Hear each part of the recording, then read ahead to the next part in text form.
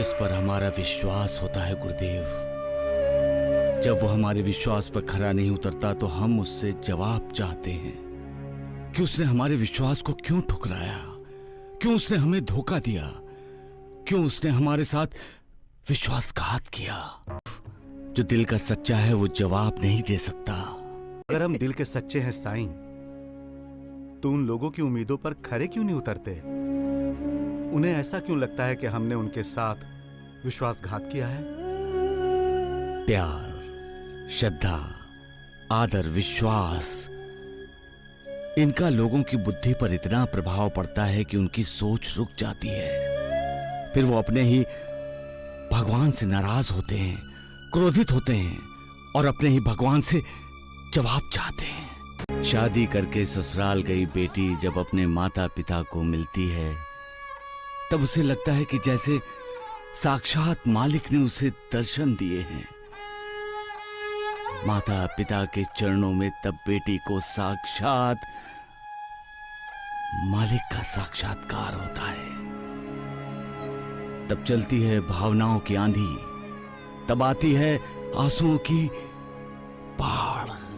माँ बाप का ममतामयी स्पर्श पाते ही ससुराल वालों के दिए सारे जख्म भर जाते हैं।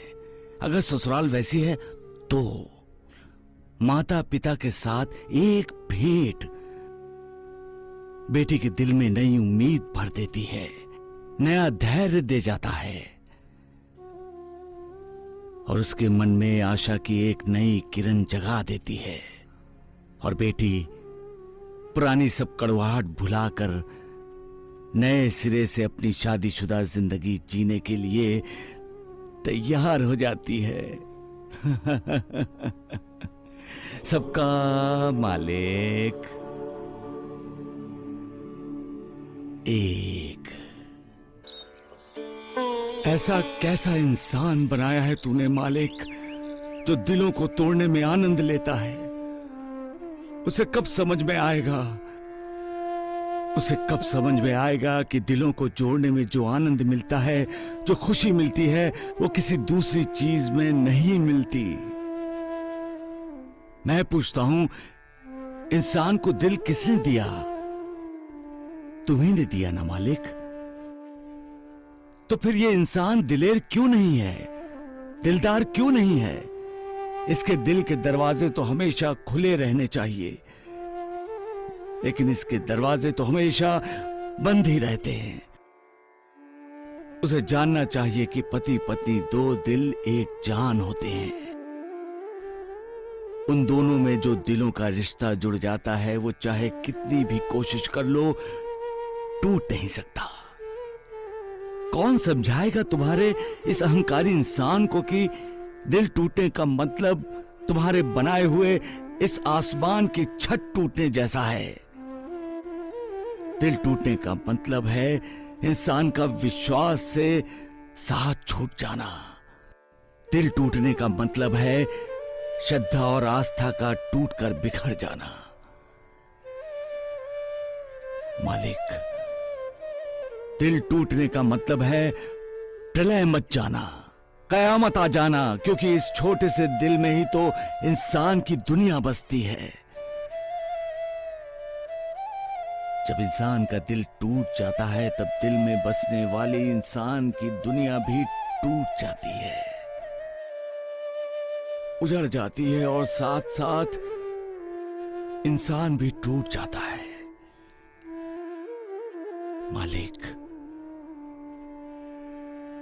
अपने इंसान को बचा लो, मेहरबान हो जाओ इस पर, ना टूटने दो इसकी दुनिया, क्योंकि ऐसे इंसान की दुनिया में ही तो तुम बसते हो।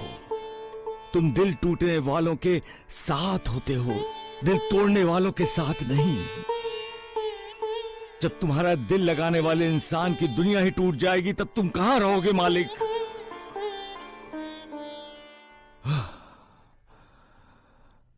सबका मालिक एक। हर कोई किसी ना किसी की प्रतीक्षा कर रहा है श्यामा। कोई शोहरत की प्रतीक्षा करता है, कोई धन की, कोई प्यार की प्रतीक्षा करता है, कोई प्रतीक्षा करता है सफलता की, कामयाबी की। कोई बारिश की प्रतीक्षा करता है तो कोई मालिक की कृपा की। किसी की प्रतीक्षा सफल होती है श्यामा, और किसी की प्रतीक्षा का अंत भी नहीं होता। सबका मालिक एक। साईं, सत्य क्या है? हाँ? दीप के जलते ही सत्य उजागर होता है, रोशनी फैलती है। अर्थात दीप के जलते ही सब कुछ साफ नजर आता है, और झूठ यानी अंधेरा गायब हो जाता है। ऐसा तो अक्सर होता है साईं।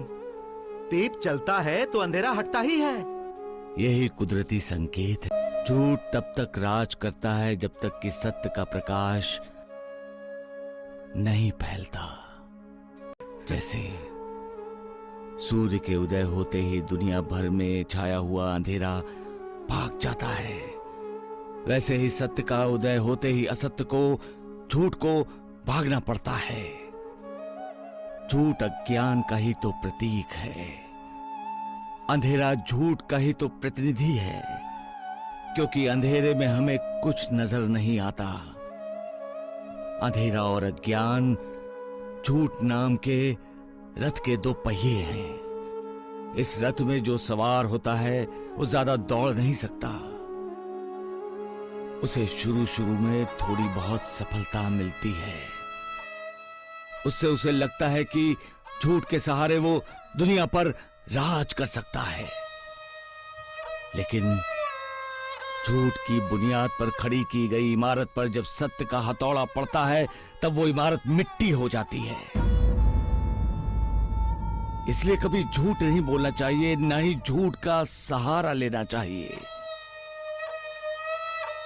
क्योंकि एक ना एक दिन झूठ का पर्दाफाश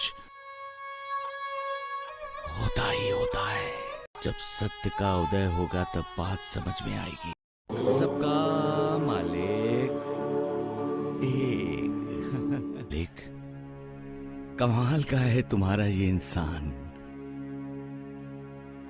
खुद दूसरों के साथ विश्वासघात करता है और विश्वास करता है कि दूसरे उस पर विश्वास करें। खुद दूसरों की इच्छाओं और खुशियों में आग लगाता है और चाहता है कि दूसरे उसकी हर इच्छा पूरी करें। खुद तो अपनों के साथ भी कुटिलता से व्यवहार करता है और अपेक्षा करता है कि पराये भी उसके साथ अच्छा व्यवहार करें। परंतु ये कैसे संभव है मालिक? तुम्हारा ही तो न्याय है ना, जैसा करो वैसा भरो। ये तो मालिक का कमाल है। कैसे कैसे नमूने पैदा किए हैं उसने।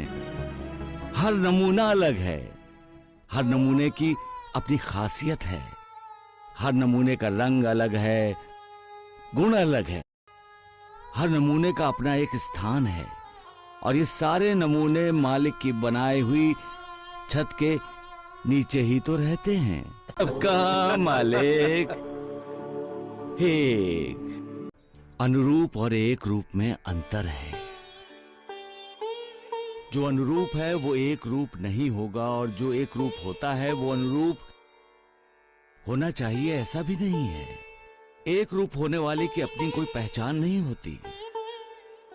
जिसके साथ वो एक रूप होता है उसकी पहचान ही एक रूप होने वाले की पहचान होती है। परंतु अनुरूप के साथ ये बात नहीं है।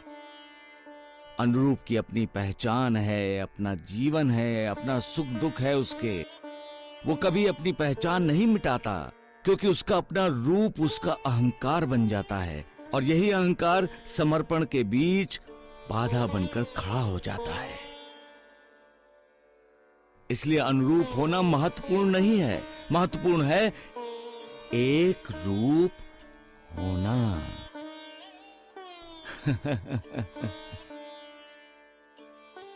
सबका मालिक एक। तो किस बात का है कि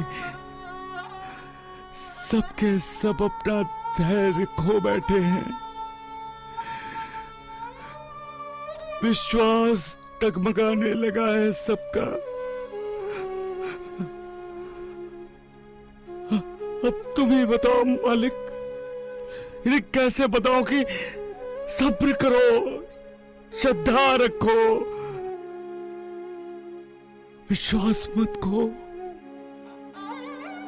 जिसे तुम साईं बाबा कहते हो वो साईं बाबा न तुम्हें अपमानित करेगा न ठुकराएगा। इन्हें बता दो मालिक कि तुम्ही ने साईं बाबा को शिरडी में भेजा है सबको करुणा देने के लिए। मैं अपने भक्तों को करुणा देने आया हूं, रुलाने नहीं।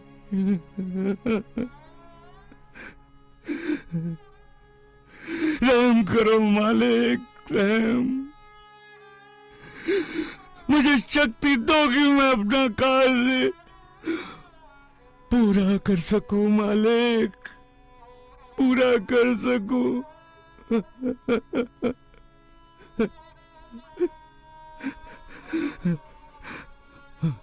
सबका मालिक